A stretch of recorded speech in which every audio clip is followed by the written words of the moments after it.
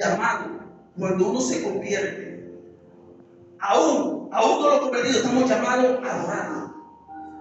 Porque Él merece toda adoración. Él merece toda alabanza. Él merece toda exaltación. Ese es el primer llamado. De ahí en adelante, donde vienen los dones y donde Él nos comienza a preparar en qué área nosotros Él nos va a usar. Pero todos tenemos un llamado. Y lo más lindo es vivir en el Evangelio. Es vivir adorando a Dios. Es vivir sirviéndole a Dios. Es vivir haciendo las cosas conforme a la voluntad de Él. Pero hay gente que se desvía. Hay gente que no hace las cosas conforme a la voluntad de Dios. La voluntad de Dios siempre es buena, agradable y perfecta. Esa es la voluntad de Dios para nosotros, para que vivamos bien. Quizás a nosotros nos acontecen muchas cosas en nuestra vida porque no entendemos el llamado de Dios. No entendemos para qué Dios nos ha llamado, no lo usamos. Pero no porque Dios no nos lo explique, no porque Dios no nos hable bien, no porque Dios se enrede. Es porque nosotros evadimos el llamado de Dios. Y yo sé que aquí mucha gente el Señor los ha llamado con lazos de amor. Aquí hay muchos que Dios los ha llamado con lazos de amor, pero se han rehusado el llamado de Dios. Y no es que Dios después nos vaya a meter en los problemas donde se ha metido. No, Señor. Lo que pasa es que nosotros cuando evadimos a Dios, ¿sabe quién entra a obrar? Satanás. Y Él no tiene amor. Entonces ahí es donde vienen los problemas. Ahí es donde vienen las dificultades. Pero Dios es un Dios de misericordia. Dios es un Dios de oportunidades. En Él no se agota la misericordia. En Él no se agota la oportunidad. En Él no se agota la gracia. Él siempre está presto para perdonar, para levantar y para restaurar. Alguien puede alabar a Dios.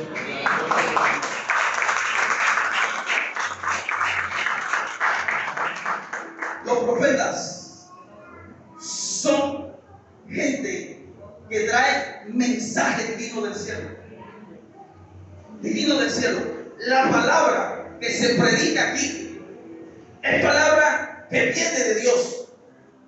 No es por la capacidad de uno, no es por la intelectualidad de uno, es por su gracia. Porque Dios conoce la necesidad que tiene el pueblo. Él sabe lo que necesita el pueblo. ¿Y qué es la palabra? La comida que nosotros necesitamos. Por eso en cada día, en cada servicio, trae una palabra fresca aquí para nosotros. Por eso no nos debemos perder los servicios. Porque a veces estamos en nuestra casa con dificultades, con problemas, luchando, batallando, y solamente una palabra puede cambiar la atmósfera. Pero a veces nos venimos a la iglesia y perdemos lastimosamente esa palabra. Preferimos quedarnos en la casa con esa lucha, con esa batalla. En la casa de Dios hay pan, no lo desprecies. En la casa de Dios hay pan, no lo desprecies. Jonás, profeta de Dios, un hombre que era consagrado para Dios. El tiempo de Jonás era como en el año 750 a 800. El tiempo donde él vivió. Él era contemporáneo con otros profetas que registran la Biblia, con Amós, con Miqueas y Oseas. Esos 4 profetas, uno llamado poderoso. 4 profetas con uno llamado poderoso. Israel estaba dividida en el reino del sur y el reino del norte.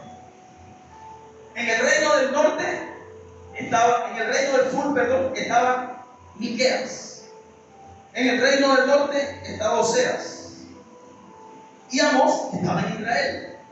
Jonás estaba en una región pequeña, la antigua Galilea, como lo registra la Biblia. La antigua Galilea. Ahí era él donde vivía. ¿Qué significa la antigua Galilea? La antigua Galilea, lugar del pozo. Ahí estaba Jonás.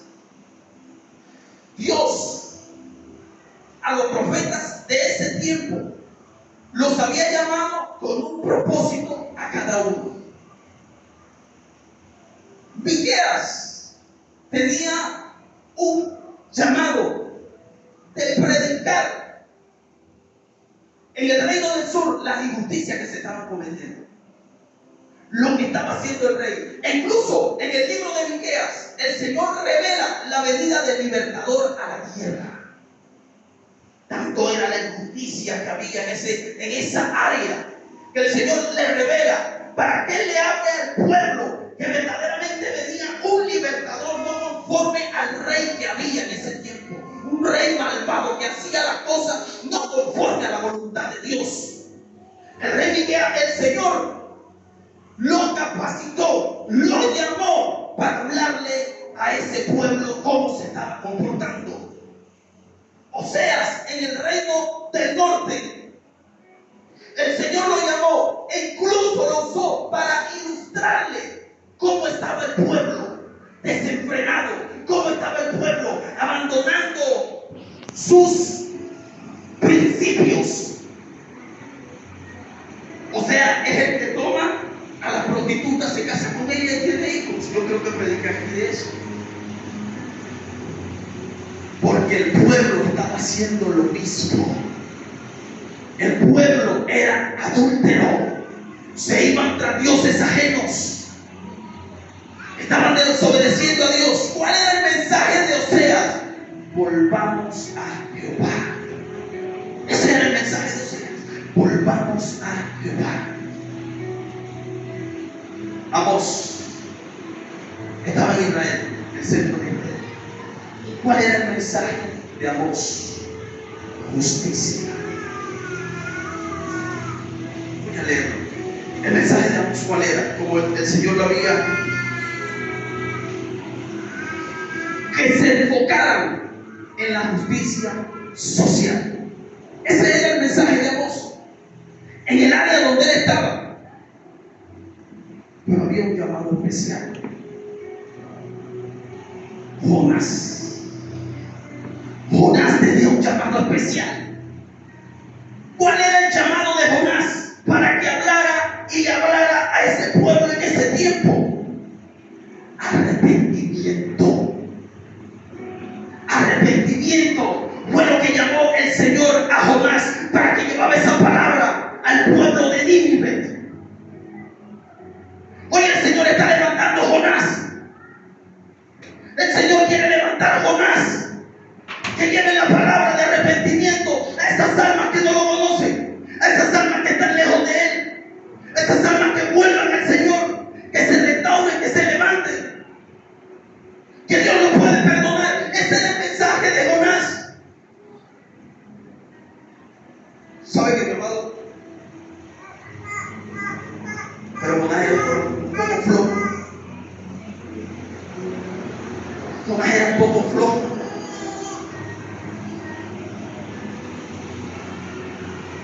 Donde vivía Jonás, todo estaba bien. Todo estaba calmado. Miren cómo dice la palabra. Vino palabra de Jehová a Jonás, hijo de Amitai: levántate. Levántate, hermano. ¿Usted sabe cuál es el sinónimo de levantarse? De cobrar ánimo. No estás en el sitio donde debes estar. Yo no te llamé a que estuvieras durmiendo. Yo no te llamé a que estuvieras ahí sentado. Yo no te llamé a que estuvieras bostezando. Levántate, sacúdete, restáurate. Tú tienes un llamado poderoso. Así es que hay mucha gente que tiene un llamado poderoso, que no están llamados a ser uno más en la iglesia, que no están llamados a ser uno más en la obra de Dios. El Señor te dice en esta mañana: levántate, sacúdete, recobra fuerzas. Yo no te he llamado a ser uno más.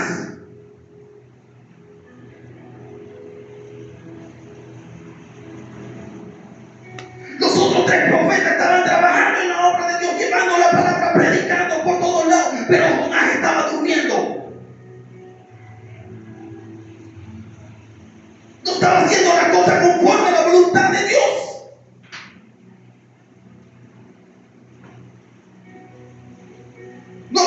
haciendo? Levántate, le dice el Señor.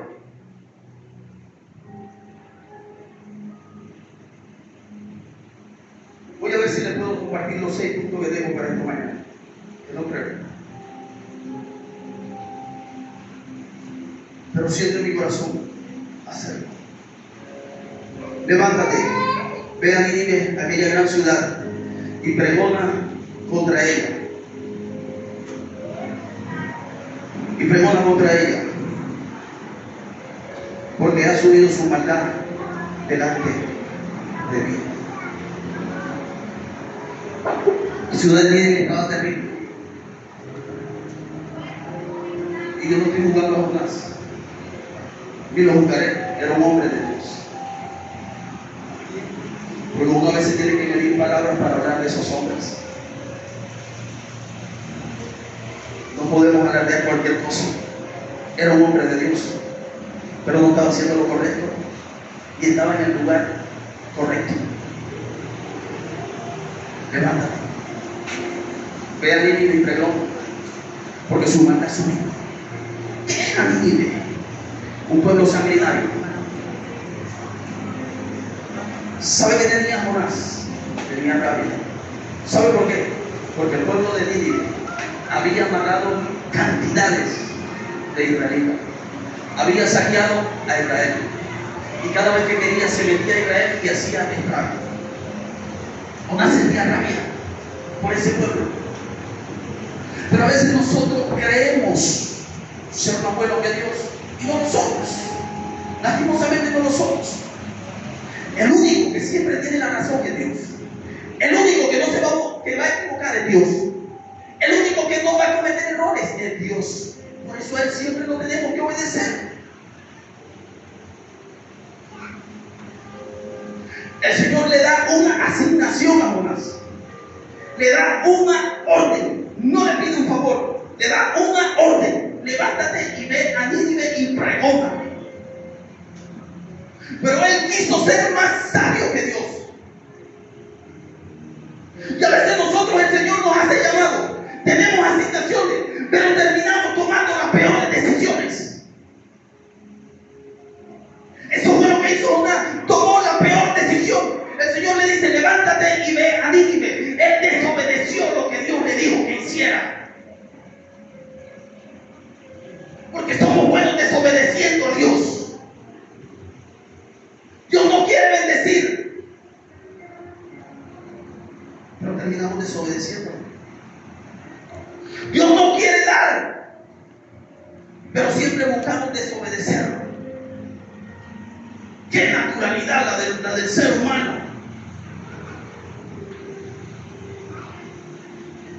Jonás era hombre de Dios, pero desobedeció. ¿Me están entendiendo?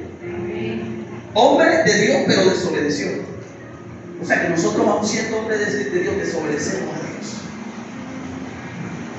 Porque no cantamos. Porque Dios nos está diciendo, vete por aquí, por aquí, al camino, y nosotros decimos, no, es por acá. Es que la bendición viene por aquí, vete por aquí, no, es por acá. ¿Y cómo terminamos? Vuelto nada. Vuelto nada, hermanos. Vuelto nada.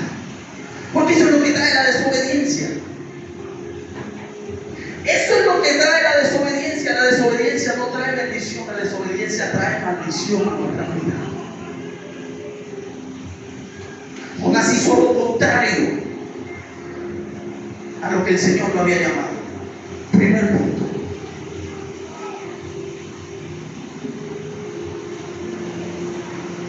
Jonás tomó una decisión mala.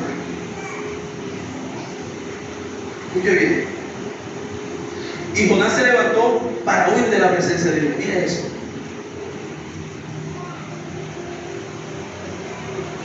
Mire, tanto era lo que tenía Jonás, la rabia que tenía, la ira que tenía, que tomó una mala decisión. Huir de la presencia de Jehová. Lo peor que uno puede servir. Aquí hay gente que ha pasado por proceso, que ha pasado por dificultad, que el enemigo ha hecho estrago en su hogar. ¿Y sabe qué es lo primero que el diablo le mete en la cabeza? que se aparten de la iglesia, que se aparten de Dios, que no vayan más a la iglesia. ¿Y para qué tú vas a ir a la iglesia si no has tenido respuesta?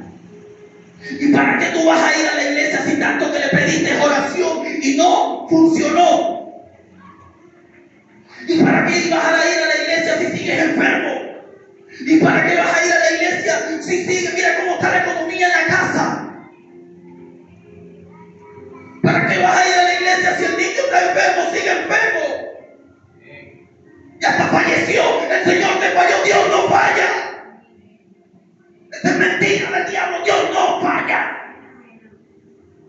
No era la voluntad de Él. Y tenemos que aceptarlo. Tenemos que darle gracias. ¿Sabe por qué? Pregúnteme por qué. ¿Por qué? Porque después de eso viene bendición. Amén. Esta es la bendición de Jehová. Que en el momento difícil que tú crees que Él te ha abandonado, Él no te ha abandonado. Tiene algo bueno y mejor para ti. Amén.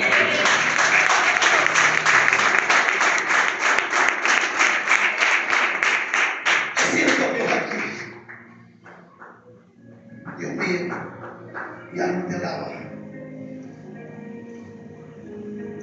Jonás se levantó para huir de la presencia de Jehová a Tarsis y descendió a Jope y halló una nave que partía para Tarsis y pagando su pasaje entró en ella para irse con ellos a Tarsis, lejos de la presencia de Jehová. Ustedes saben el sitio hoy en día que es Tarsis. Es España. Ese era el antiguo Tarsis. Nínive estaba lejísimo de Tarsis. Más fácil le era ir a Nínive y predicar que irse para Tarsis. Malas decisiones. Porque a veces escogemos el camino más largo y más peligroso que el camino más corto y más bueno que ha trazado el Señor. Somos expertos haciendo eso. Mi amado, tengo mucha calor. Por favor.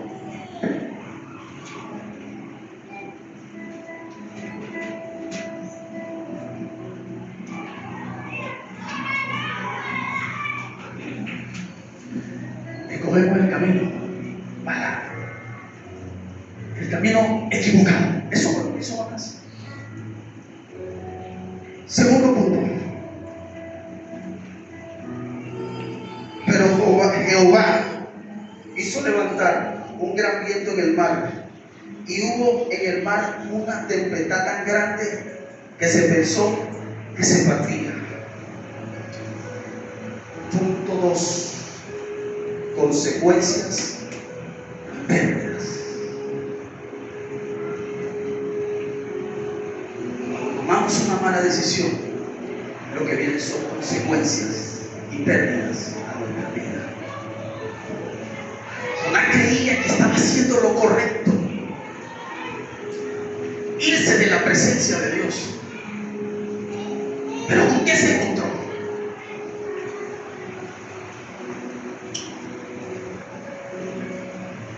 Algo que no estaba en los planes de Dios, porque no estaba en los planes de Dios. A veces nosotros, cuando desobedecemos y tomamos esas malas decisiones, lo que viene para nuestra vida son consecuencias y aún más terribles, pérdidas. Jonás se mete esa nave y se levanta una gran tempestad terrible. Cuando la Biblia habla de tormenta, de tempestad, está hablando de problemas irremediables. Problemas solamente que la mano de Dios lo puede solucionar. Usted analice la Biblia. Donde hay tormenta, hay problema. Y el único que ha solucionado es el Señor. El único. y no iba a ser la excepción. Se levanta esa gran tempestad. Impresionante. Los hombres, los marineros que estaban con ellos, los tripulantes, desesperados, angustiados, no sabían qué hacer. Amado, la palabra registra que sentían que el barco se partía. Imagínense cómo estaba eso. En medio de alta mar. Usted en el mar que ve. Ayúdenme a predicar. Usted que ve en el mar. Nada, varón. Agua por aquí, agua por allá, agua por allá, agua por acá. No hay nada. Y si es de noche, peor la situación. ¿Sabe por qué? Porque allá lo único que alumbra es una estrella. Y si no había estrella, porque estaba una gran tempestad que estaba alumbrando ahí nada. Las antorchitas que ellos podían tener, pero estaban despejando. Se quemaban las antorchas. Amado, era una situación terrible. Una cosa uno es leerlo aquí y ver a la otra que estos hombres estaban viviendo. Estaban desesperados, pero no era por ello. Era la consecuencia que traía el hombre que estaba en ese barco, la desobediencia. A veces nosotros no somos culpables de lo que está pasando en el hogar, de lo que está pasando en la casa, de lo que está pasando en la familia.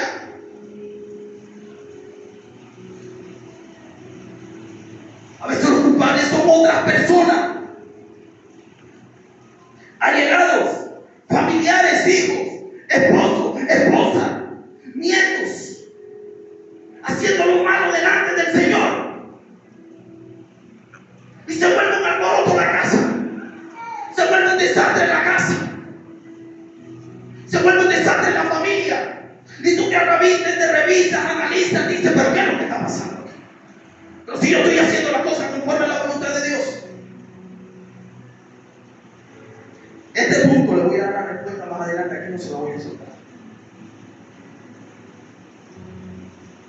Pero son por las malas decisiones.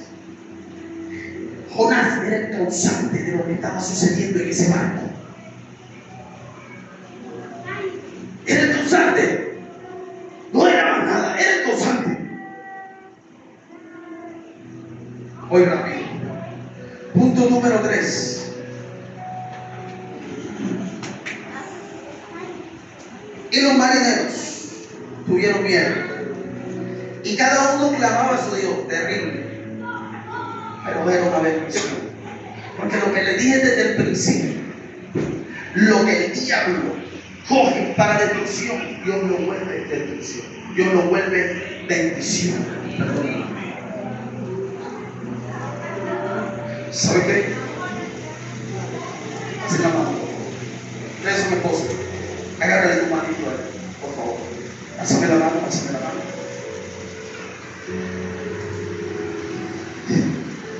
¿Sabe qué me dice el Espíritu Santo? Que sigan fieles. ¿Sabe por qué? Porque la prueba que ustedes pasaron no es nada para lo que el Señor va a hacer en su vida. Ustedes saben que pide, wow, yo siento a Dios. Mira cómo se me eriza la piel. ¿Sabe qué dice el Señor? Que permanezcan fieles.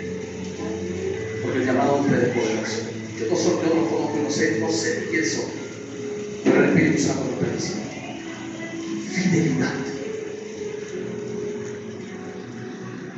Porque en este caminar van a haber momentos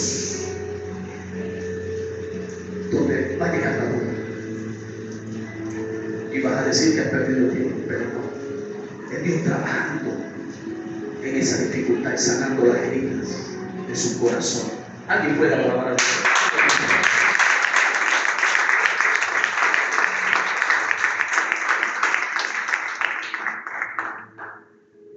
Y los marineros tuvieron miedo. Y cada uno clamaba a su Dios. Y echaron al mar los enseres que había en la nave para descargarla de ellos. Pero Jonás había bajado al interior de la nave y se había echado a dormir. Y el patrón de la nave se le acercó y le dijo: ¿qué tiene dormilón?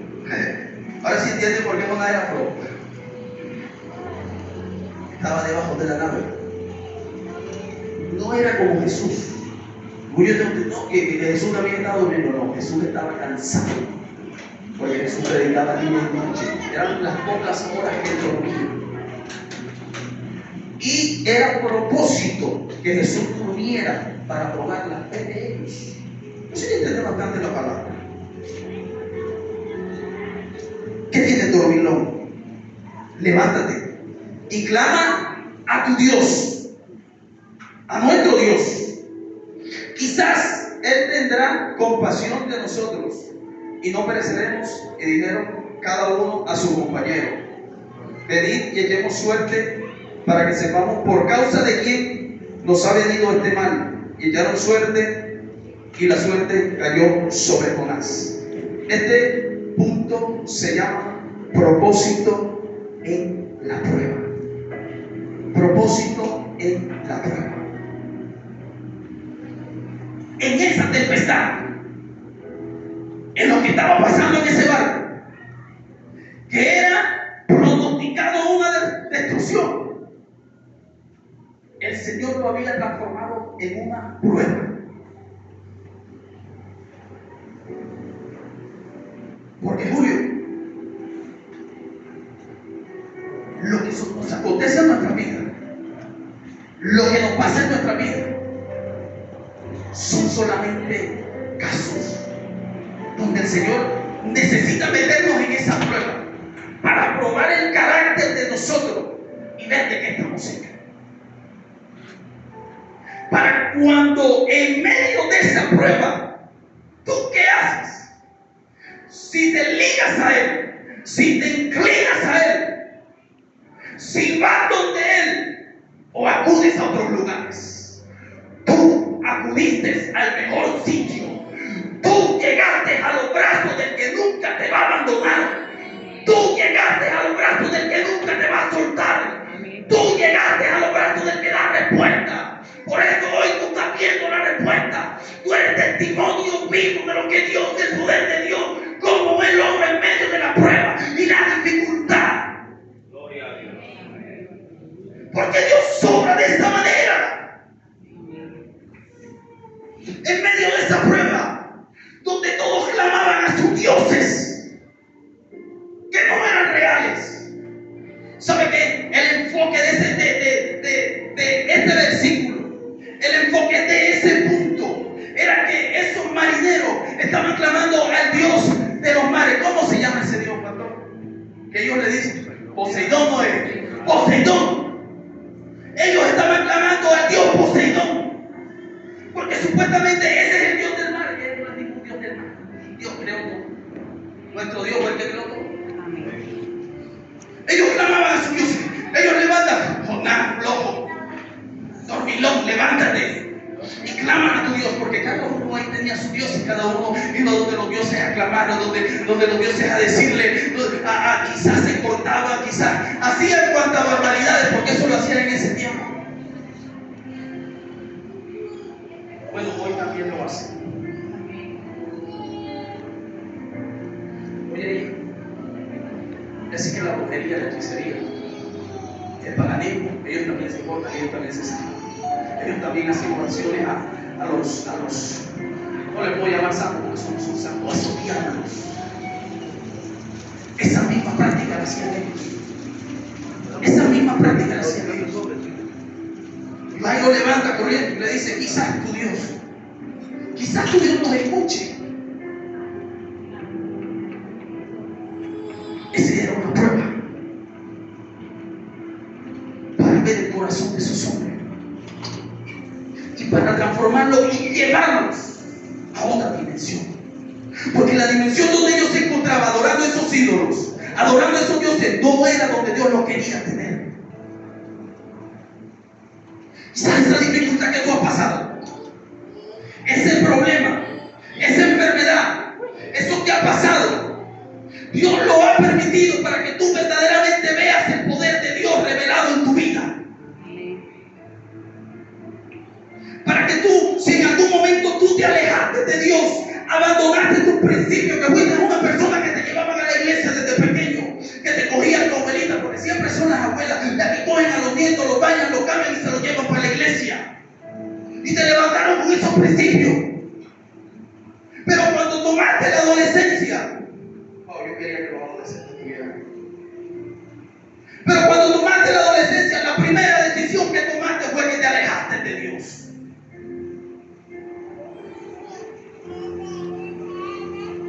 Porque te alejaste de Dios.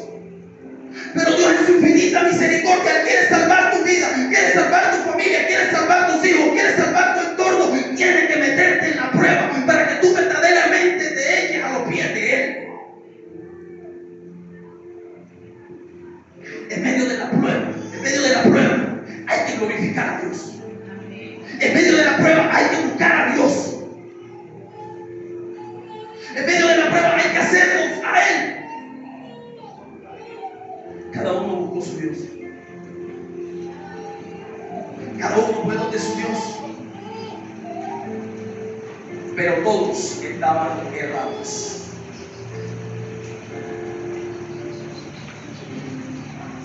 No lo voy a decir. Escuche bien. Hay gente que está en una dificultad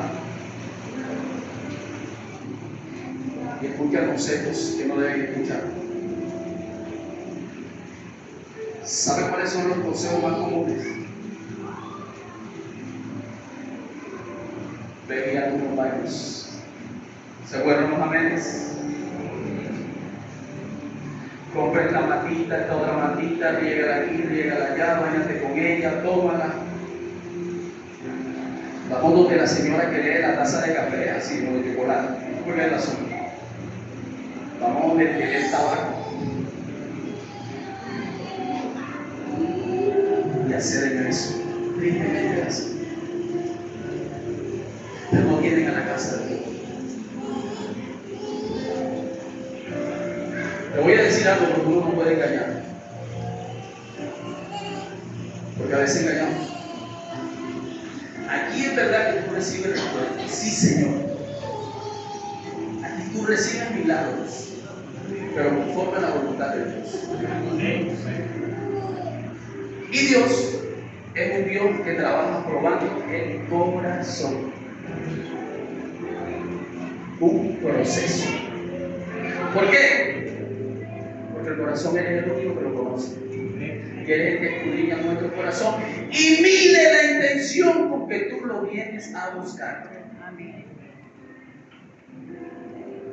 Hay gente que viene a buscar a Dios por el milagro y Dios le hace el milagro y se olvidan de Dios. No son agradecidos. ¿Qué le pasa cuando Dios nos responde y nos olvidamos de Él? ¿Cuál es la palabra? Desagradecidos. Pero Dios en su infinita misericordia lo hace. Punto número 4. Entonces le dijeron ellos: decláranos ahora, porque nos ha venido este mal.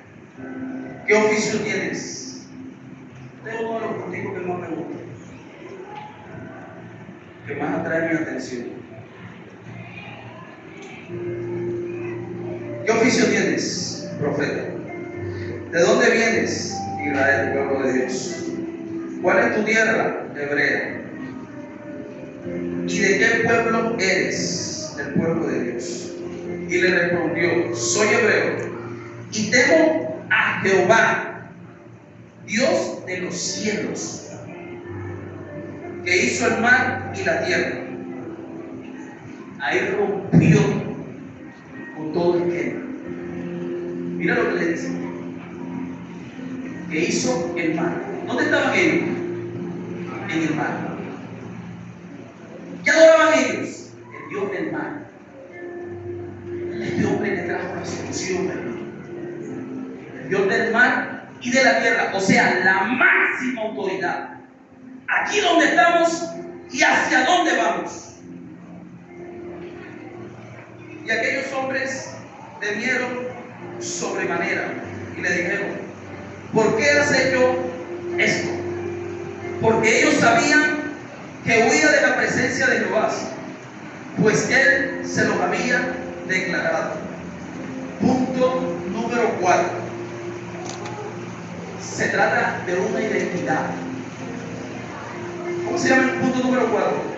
Aunque te escondas, tienes una identidad.